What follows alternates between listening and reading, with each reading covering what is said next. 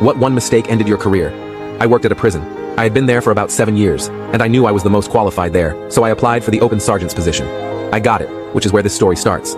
As a sergeant, it was my job to do investigations and document the findings whenever an inmate alleged his life was in danger.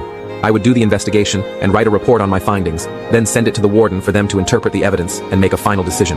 So, one day, an inmate gets beat up in a building I was in charge of.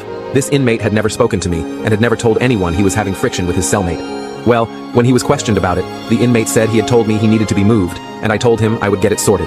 Initially, my supervisors believed him, but after I pulled up the surveillance camera footage that showed I had never even gotten down to that area that night due to being on a mission from another one of my supervisors all night, they admitted I hadn't talked to him. However, the higher-ups needed someone to blame, and because it was my area, the blame was put on me, and I got fired. Now I have a really good job, and wouldn't go back to working 16-hour days, 6 days a week, even if they were begging for me on their knees.